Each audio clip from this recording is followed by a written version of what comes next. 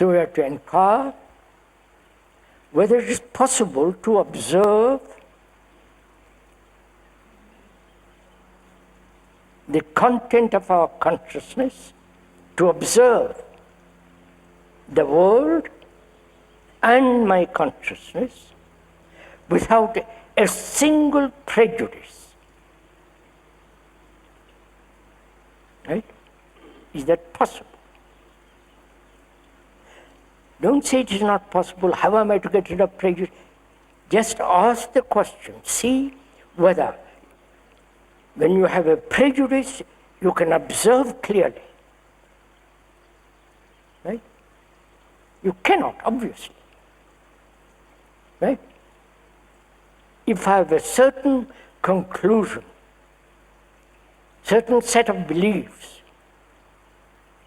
concepts, ideals, and I want to see clearly what the world is, all my conclusions, ideals, prejudices, and so on will actually prevent it.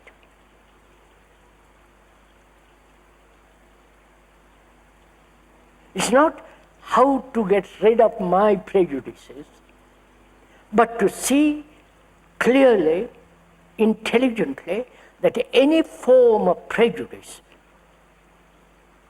however noble or ugly, any form of prejudice will actually prevent perception. When you see that, prejudices goes.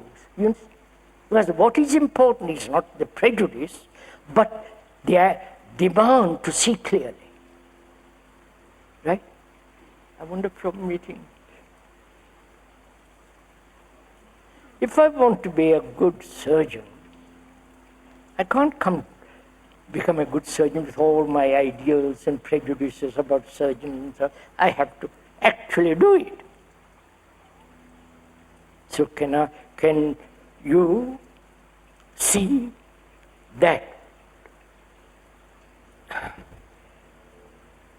a new form of action, a new form of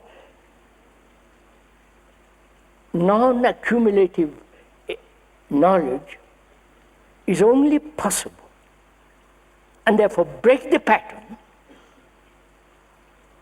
break the program, so that you are acting totally differently. You ever put the question clearly? Huh?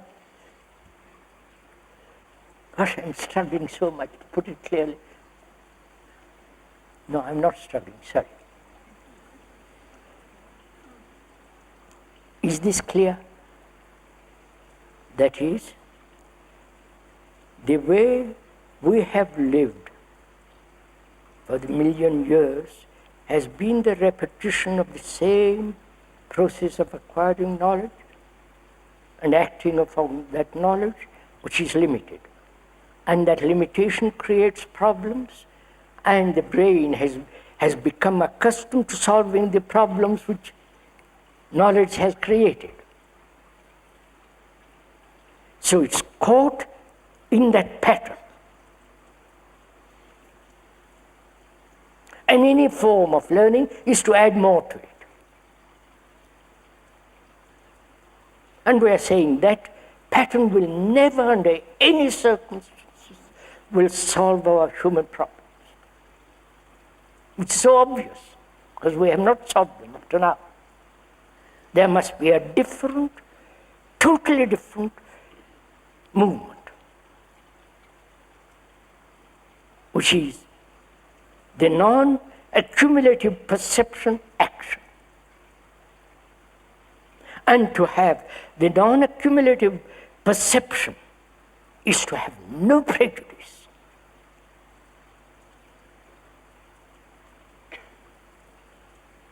It's to have absolutely no ideals, no concepts, no faith, because all those have destroyed man.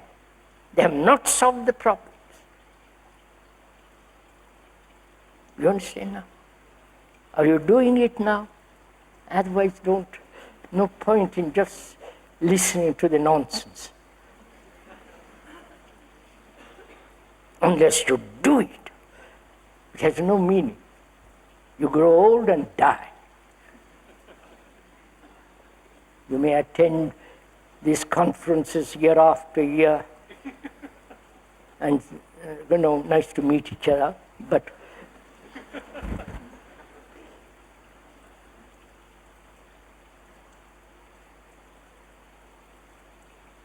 so, have you a prejudice?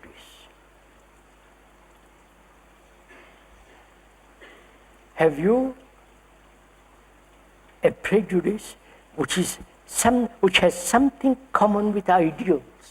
Of course. Right? Ideals are the future to be accomplished, and ideals become tremendously important in the process of knowledge. So can you observe without accumulation the destructive nature of prejudice, ideals, faith, belief, and your own conclusions and experiences?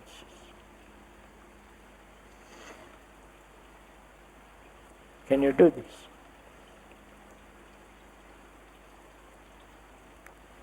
Don't ask the speaker, have you done it?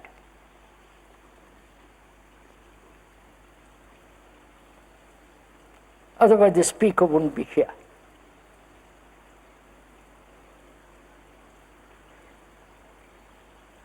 So, see, please understand this. There is group consciousness we went into. I'm not talking irrelevantly. I want to point out something. There's group consciousness, national consciousness, linguistic consciousness, and professional consciousness, racial consciousness, and fear, prejudice, fear, anxiety, loneliness, pursuit of pleasure, sorrow, love, death, all that is part, right? If you are keeping acting in that circle, you maintain the human consciousness of the world. You understand? Just see the truth of it. Because you are part of that consciousness.